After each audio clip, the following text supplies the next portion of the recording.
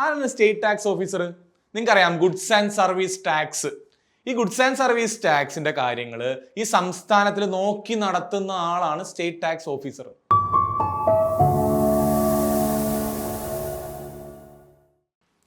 നമസ്കാരം, CC ബാങ്കിലേക്ക് എല്ലാവർക്കും സ്വാഗതം. ഇന്ന് പുതിയൊരു പോസ്റ്റ് പരിചയപ്പെടുത്താനാണ് ഞാൻ വന്നിട്ടുള്ളത്. State tax officer. കേരളത്തിൽ ഒരു കൊമേഴ്സ് ഗ്രാജുവേറ്റിന് കിട്ടാവുന്നതിൽ ഏറ്റവും നല്ല പരീക്ഷയിൽ ഒന്നാണ്. MCOMകാർക്ക് മാത്രമല്ല ഈ പരീക്ഷ എഴുതാൻ പറ്റുന്നത്. MCOMകാർക്കും MBAക്കാരും CA ഇന്റർ പാസ്സായവർക്കും LLB ഡിഗ്രി ഉള്ളവർക്കും അല്ലെങ്കിൽ ലോ ഡിഗ്രി ഉള്ളവർക്കെല്ലാം അപ്ലൈ ചെയ്യാൻ പറ്റുന്ന, ഈ 4 പേർക്ക് അപ്ലൈ ചെയ്യാൻ പറ്റുന്ന ഒരു പോസ്റ്റാണ് സ്റ്റേറ്റ് ടാക്സ് ഓഫീസർ. ഇതിനു മുന്നേ ഈ പരീക്ഷ നടന്നത് 2021. ആരാണ് സ്റ്റേറ്റ് ടാക്സ് ഓഫീസർ? നിങ്ങൾക്കറിയാം, ഗുഡ്സ് ആൻഡ് സർവീസ് ടാക്സ്. ഈ ഗുഡ്സ് ആൻഡ് സർവീസ് ടാക്സിന്റെ കാര്യങ്ങൾ ഈ സംസ്ഥാനത്തിൽ നോക്കി നടത്തുന്ന ആളാണ് സ്റ്റേറ്റ് ടാക്സ് ഓഫീസർ. വലിയൊരു പോസ്റ്റാണ്, ഗസറ്റഡ് ലെവലിലുള്ള ഒരു പോസ്റ്റാണ്. അതുകൊണ്ട് തന്നെ എന്തായിരിക്കും, വേക്കൻസി കുറച്ച് കുറവാണ്. പക്ഷെ എന്തുമാണ്, ഒഴിവുകൾ കുറവാണ്. അതുപോലെ തന്നെ എഴുതുന്നവരുടെ എണ്ണവും കുറവല്ലേ?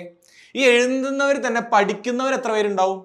ഒരു സ്റ്റേറ്റ് ടാക്സ് ഓഫീസറുടെ സിലബസ് അറിഞ്ഞ് കുത്തിയിരുന്ന് പഠിക്കുന്നവരുടെ എണ്ണം കുറവായിരിക്കും.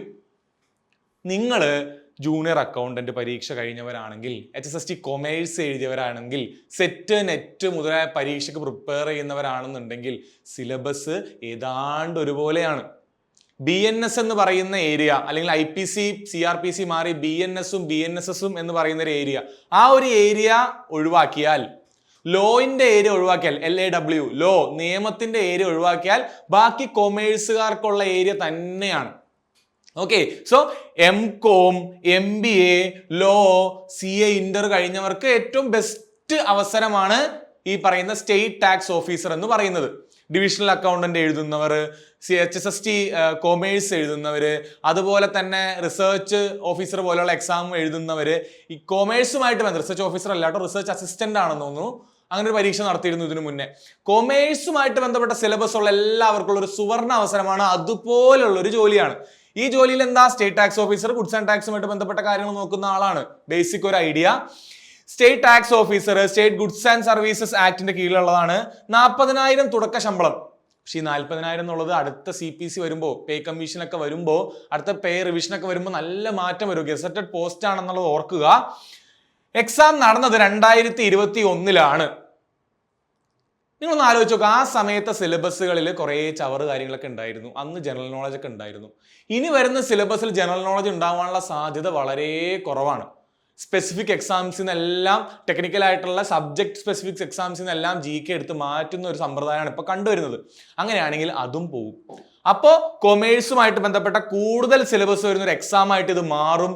നിങ്ങൾ കൊമേഴ്സുകാരാണോ, MBA പഠിച്ചവരാണോ, കുത്തിയിരുന്ന് പഠിച്ചാൽ തീർക്കാൻ പറ്റുന്ന സിലബസ് മാത്രമായിട്ട് ഇത് മാറും.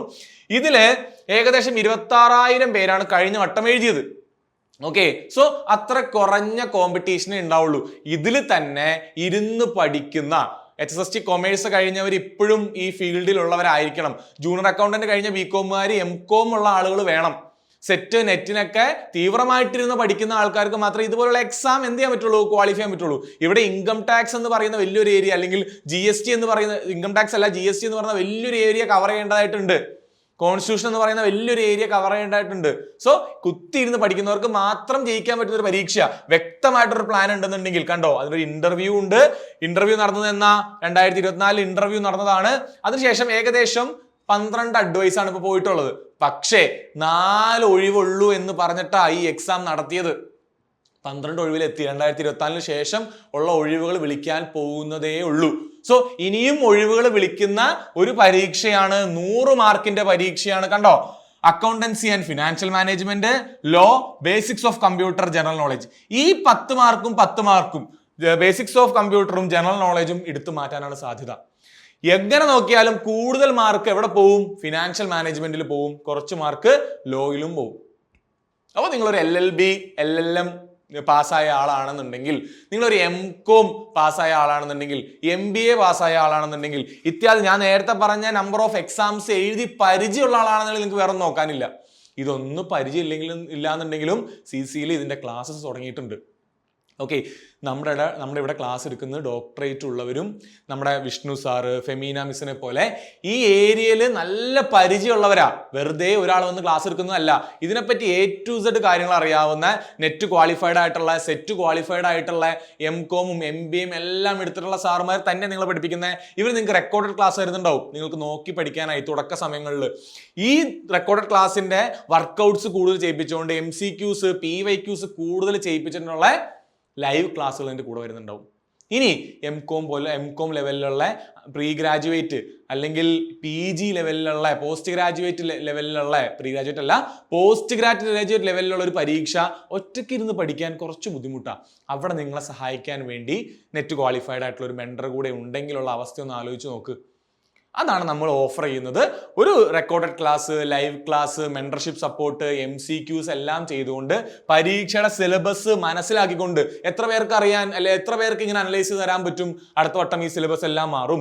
ഇനി വരാൻ പോകുന്ന സിലബസിൽ മിക്കവാറും ഉള്ളത് കൂടുതൽ അക്കൗണ്ടൻസി മാനേജ്മെന്റും ടോപ്പിക്സ് ആയിരിക്കും. അങ്ങനെ സബ്ജക്ട് ഹെവി ആക്കാനാണ് സാധ്യത.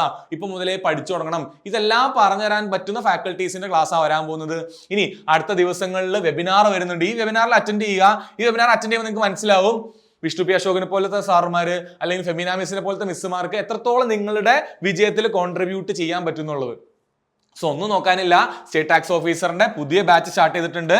ഇവിടെ നിങ്ങൾക്ക് കിട്ടുന്നത് weekly mock exams, daily workouts, mentorship supports, അതുപോലെ തന്നെ റെക്കോർഡഡ് ക്ലാസ്, ലൈവ് ക്ലാസ്. ചില ഇൻസ്റ്റിറ്റ്യൂട്ടുകളിൽ ലൈവ് ക്ലാസ് ആയിരിക്കും മെയിൻ, ചില ഇൻസ്റ്റിറ്റ്യൂട്ടുകളിൽ റെക്കോർഡഡ് ക്ലാസ് ആയിരിക്കും മെയിൻ. നമ്മൾ റെക്കോർഡ് ക്ലാസ് കൊടുക്കുന്നതിന്റെ കൂടെ തന്നെ ലൈവ് ക്ലാസ് കൊടുത്ത് കുട്ടികളെ സപ്പോർട്ട് ചെയ്യുന്നുണ്ട്. മാത്രമല്ല ആഴ്ചയിൽ ഒരു മെന്റർഷിപ്പ് ക്ലാസ്സും ഉണ്ടാവും. മെന്റർ പറഞ്ഞുതരും നിങ്ങൾക്ക് എവിടെ പിടികിട്ടാത്ത എവിടെ. നിങ്ങൾ ആക്റ്റീവായിട്ട് പാർട്ടിസിപ്പേറ്റ് ചെയ്യാന്നുള്ളതാ. 12 ഒഴിവല്ലേ ഇപ്പേ ഉള്ളൂ, അതല്ല എൻ്റെ കഥ. ഈ 12 24 ആവും, അല്ലെങ്കിൽ ഈ 12 30 ആവും. ആ 30-ൽ ഒരാളാവണം എന്നുണ്ടെന്നുണ്ടെങ്കിൽ എത്രത്തോളം പഠിക്കുന്ന കുട്ടികളുണ്ട് ഒന്ന് ആലോചിച്ച് നോക്കുക. ഡിസ്ട്രാക്ഷന്റെ ഈ യുഗത്തിൽ പഠിക്കുന്ന കുട്ടികളുടെ എണ്ണം വളരെ കുറവാ. അതും MCOM MBA CA പാസ്സായ കുട്ടികളിൽ ഈ പരീക്ഷ എത്തിച്ചേരണം, അവർ ഈ സിലബസ് പഠിക്കണം, അവർ ലോ പഠിക്കണം. ഇതെല്ലാം പഠിക്കുന്ന സമയത്ത് വരുമ്പോൾ കോമ്പറ്റീഷൻ വീണ്ടും കുറഞ്ഞു വരാണ്. കുത്തിയിരുന്ന് പഠിക്കുന്നവർക്ക് മാത്രമുള്ള പരീക്ഷയാണ്. PSCയുടെ ടോപ്പ് ലെവലിലുള്ള പരീക്ഷയാണ്. ഗസറ്റഡ് റാങ്ക് ആണ്, മറക്കാതിരിക്കുക. CCയുടെ പുതിയ കോഴ്സിൽ എത്ര പെട്ടെന്ന് ജോയിൻ ചെയ്യുക. ഫ്രീ ഗ്രൂപ്പിൽ ലിങ്ക് ഞാൻ താഴെ കൊടുക്കാം. CC ബാങ്കിന്റെ ചാനൽ സബ്സ്ക്രൈബ് ചെയ്യാത്തവർ സബ്സ്ക്രൈബ് ചെയ്യുക. എല്ലാവർക്കും എൻ്റെ best of luck. Thank you.